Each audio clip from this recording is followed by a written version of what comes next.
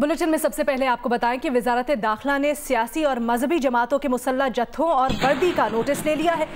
Secretary दाखिला ने चारों सूबाई चीफ सेक्रेटरीज को मुरासला लिख दिया है। मुरासले में कहा गया है कि बाज़ सियासी और मजहबी जमातों ने मुसल्लह जत्थे बना रखे हैं। मुसल्लह जत्थे बनाना आइन के आर्टिकल 256 की खिलाफ वर्जी है। इनके खिलाफ कार्रवाई ना की गई तो सिक्योरिटी सूरत हाल मजीद खराब हो सकती है। JUI के सरबराह मौलाना फजल रहमान ने मरासले को बदनीयती पर मबनी करार दे दिया। कहा मरासले के अल्फाज नए नहीं, अस्करी विंग और रजाकार में फर्क होता है।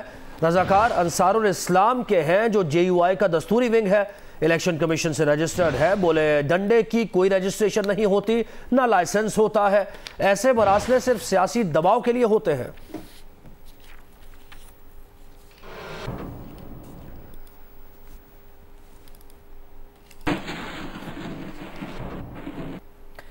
वजीर आज़म इमरान खान ने कहा है कि करप्शन और मुनशियात से पैसा बनाने का नुकसान माशरे को पहुंचता है। नाजायज़ तरीके से दौलत कमाने वालों को माशरे का तस्लीम करना बदकिस्मती है। रावलपिंडी में ANF हेडक्वार्टर्स में तकरीब से खिताब कर रहे थे वजीर आज़म। उन्होंने कहा कि अफसोसनाक है कि ड्रग आइस तालीमी इदारों में फैल रही है। हमें नौजवान नस्ल को मनशियात की आदत से बचाना है। चाहता हूँ ड्रग और करप्शन के खिलाफ माशरा मिलकर लड़े। माशरे की बदकिस्मती सबसे बड़ी क्या हुई कि हमने उन लोगों को अपने माशरे में एक्सेप्टेबल बना लिया जो कि नाजायज़ तरीके से पैसा बनाते थे, करप्शन से पैसा बनाते थे, ड्रग से पैसा बनाते थे। कि तकरीबन 70 लाख लोग पाकिस्तान में ड्रग एडिक्ट्स बन चुके हैं। न्यूजीलैंड की आबादी इससे आधी है, सिंगापुर 70 लाख से कम है। ये जो सिंथेटिक ड्रग है आइस, ये स्कूलों के अंदर फैलती जा रही है। IG इस्लामाबाद से मैंने क्राइम की फिगर ली तो इन्होंने मुझे बताया कि ये स्कूलों के अंदर आइस फैल गई है। ये अगर एक स्कूल के बच्चा शुरू हो जाए ड्रग्स के ऊपर, इसका मतलब ये कि ना वो पढ़ सकता है सही तरह, क्योंकि ड्रग सबसे पहले मुतासर करती है आपका डिसिप्लिन। जो स्ट्रगल होती है ज़िंदगी की, वो स्ट्रगल ही नहीं कर सकता। हमारा जो आने वाली नस्ल है उसको अब हमने बचाना है इससे। जब आप कहते हैं कि 70 लाख एडिक्ट्स हैं पाकिस्तान में, इसका मतलब 70 लाख ख़ानदानों के ऊपर बहुत बुरा वक्त गुजर रहा है।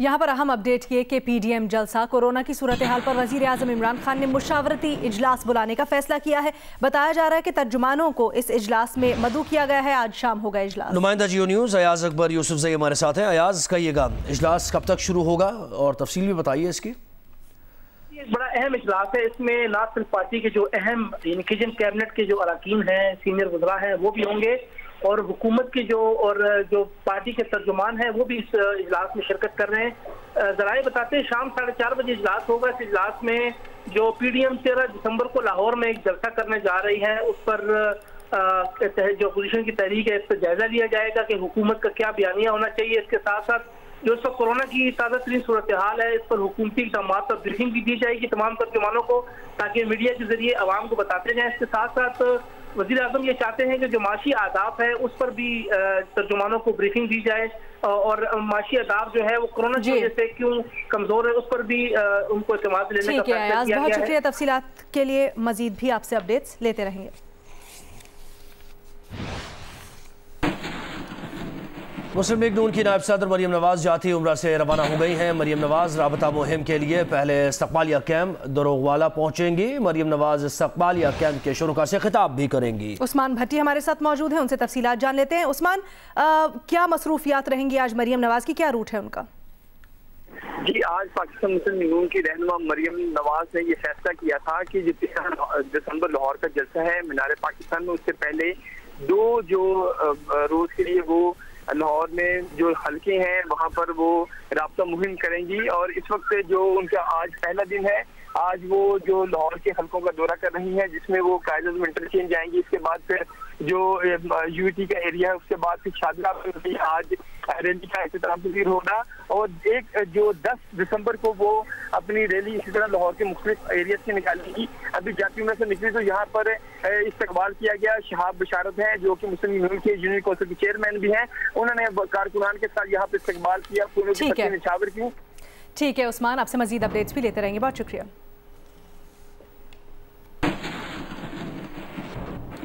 मुआविन खुसूसी सियासी अबलाग शहबाज गिल कहते हैं करप्शन के सवाल पर कांपती टांगें हार्ट टॉक में पूरी दुनिया देख चुकी। पीडीएम की शनाख्त करप्शन ज़्यादा मुस्तरद टोले से ज्यादा कुछ नहीं। शहबाज गिल ने कहा पीडीएम के नाम और नाकाम जल से आपके पिटे हुए बयानिए का मजहर है। आधे मफरूर आधे जमानती इस्तीफा लेने की बात करते हैं। अवाम का हक मारने वाले अवामी मसाइल क्या जाने। ढिटाई से कोरोना का फैलाव के बायस बनने वाले अवाम के लिए खतरा है।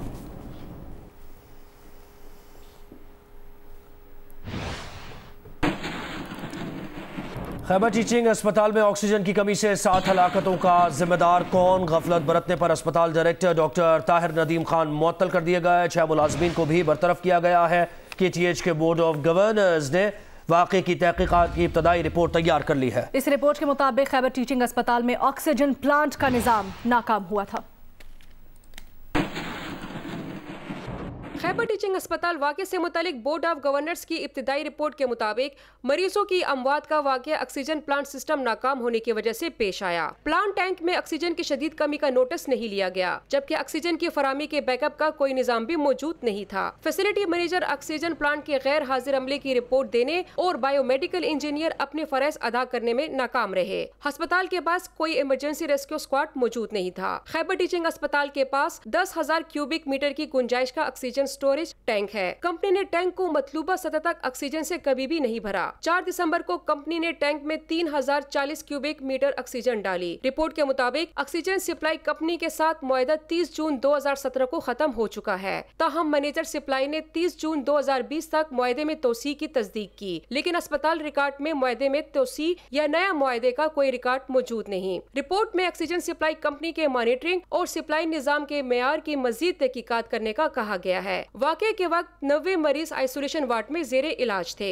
13 मरीजों को फौरी तौर पर शोबा एक्सीडेंट एंड इमरजेंसी में मुंतकिल किया गया। बाकी मरीजों को सिलेंडर से ऑक्सीजन फराम की गई। आइसोलेशन वार्ड में 6 मरीज ऑक्सीजन न मिलने से चल बसे। वाक़े में लापता 3 मरीजों में से 2 का पता चल गया जो जिंदा है, जबकि 1 मरीज का अभी तक कोई पता नहीं चल सका। अस्पताल डायरेक्टर डॉक्टर ताहिर नदीम खान समेत 7 मुलाजिमीन को भी मुअत्तल कर दिया गया है। शकील फरमान अली के साथ शीबा हैदर, जियो news, Peshawar.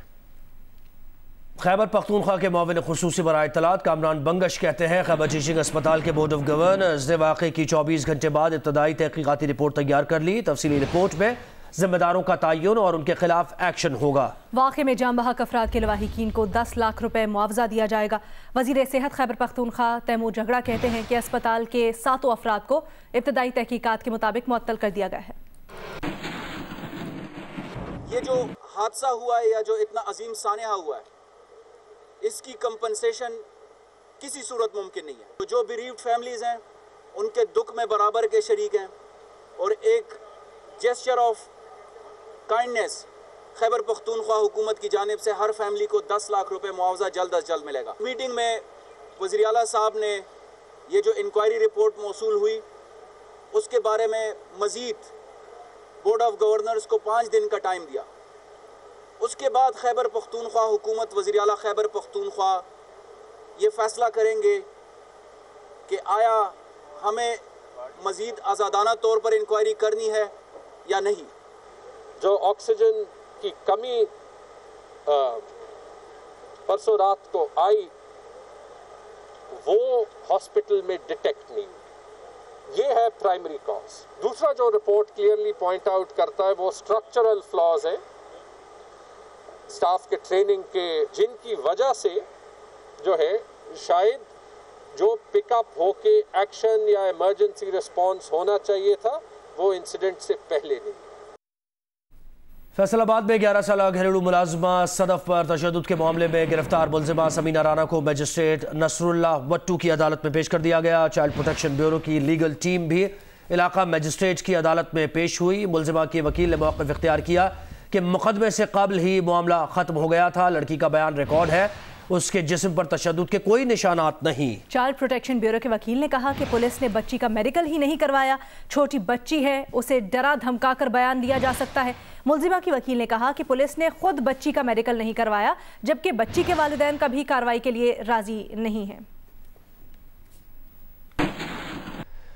Pakistan tax bar association ने चेयरमैन FBR को लिखे गए खत में इनकम टैक्स गोशवारे जमा कराने की तारीख में 31 जनवरी 2021 तक तोसी का मुतालबा किया है।